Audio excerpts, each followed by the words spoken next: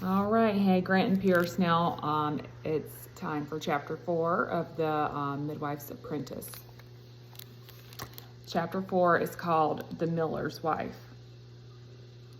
Suddenly it was summer, and leaves erupted on every tree and bush in the village.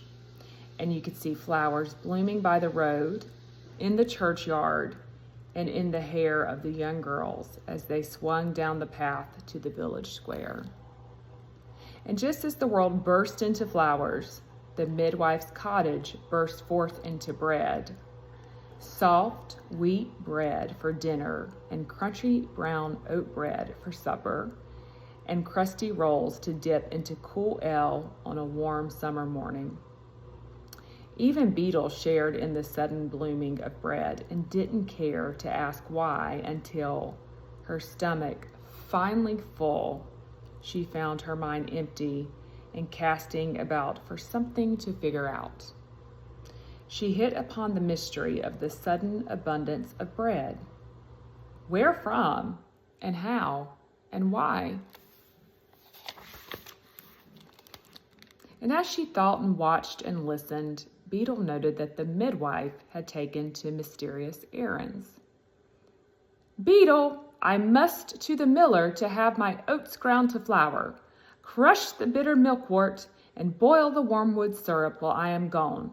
And off the midwife would go, without the oats. Or, "Beetle, I am taking the comfrey tonic to Joan at the bridge. See you finish boiling the goose grease for ointments." And off the midwife would go, with no comfrey tonic.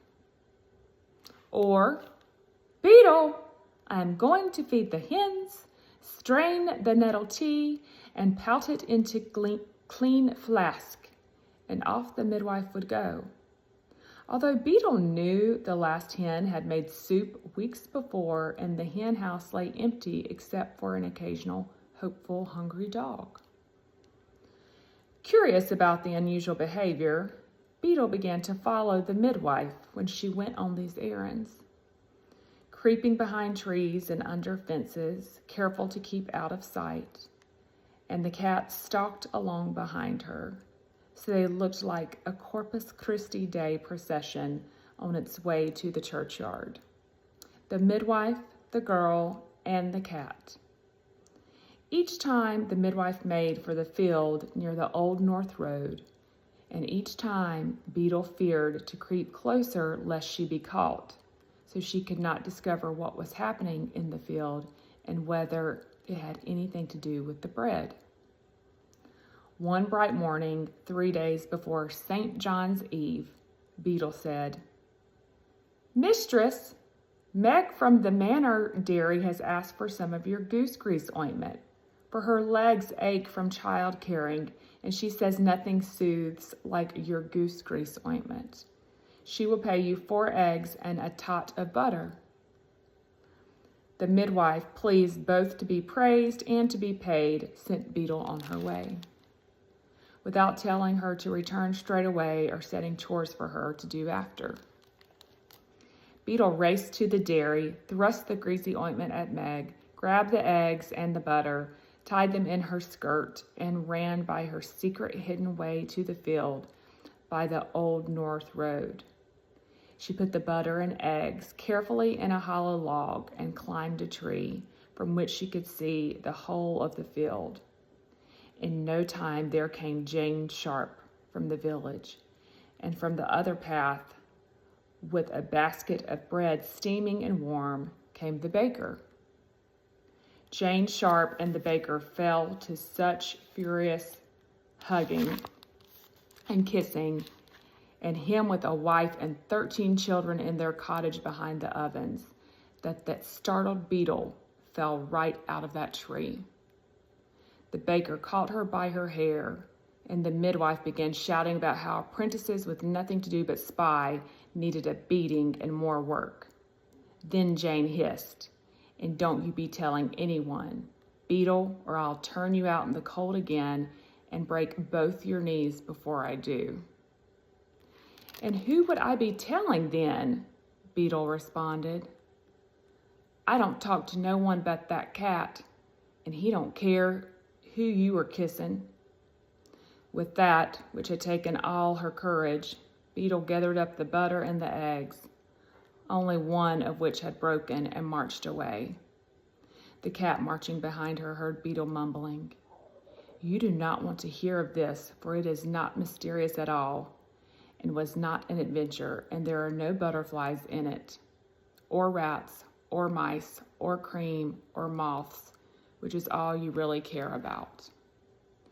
Beetle muttered to the cat all the way back to the cottage, where she sat in the yard throwing green apples at the cow and waited for the midwife to return and give her a beating and more work. When the sun was high in the sky, there came the miller running into the yard. "We need the midwife. She is not here. Where is she? I cannot say." And Beetle could not, for she had promised she would not. The miller grabbed Beetle's arm. "Then you, Deering Dung Beetle, will have to do." And off he dragged her by the arm to his cottage. "I cannot," she said. "I am afraid. I do not know what to do. I cannot." But he continued grabbing and dragging, and soon Beetle was inside the miller's cottage. At any other time, she would have enjoyed the visit, for never had she been in such a luxurious dwelling, with 2 rooms downstairs and a loft above and a high soft bed, all enclosed by curtains, such as the king or the pope must sleep in. But this was now and not any other time, and on the high soft bed lay a large, pale woman waiting for the midwife and getting Beetle instead. The miller thrust Beetle toward the bed. "The midwife's apprentice is here to help you, my dear. Things will go easier now." And he was gone. The miller's wife lay uneasy in her great bed. She grabbed Beetle's arm and cried, "I no longer want this child. It was a mistake. Make it stop. I will do this no longer." "I cannot," said Beetle. "I am sore afraid." At that, the miller's wife's cries increased in frequency and volume. Beetle tried to think what the midwife had said at moments like this. 2 eggs and a laying hen, and "push, you cow," were the words that occurred to her. But when Beetle spoke them, they did not have the same effect as when the midwife did. "By the bones of St. Cuthbert, they have sent me a nitwit. You lack wit, no brain. You think to touch me?" Screeching still, the miller's wife let go of Beetle's arm and began to throw at the girl whatever she could reach from her bed. A jug of warm ale, half a loaf of bread, a sausage, the brimming chamber pot. The terrified Beetle huddled in the corner as the woman rose from her bed to find more weaponry. Side of bacon, bowl of stew, walking stick, soft felt hat, and someone's breeches.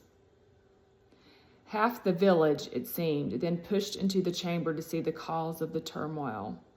The summer sun, the press of the curious crowd, and the exertions of the reluctant mother-to-be warmed the room to the point that Beetle felt she was in hell, being attacked by demons, and her screams joined the rest.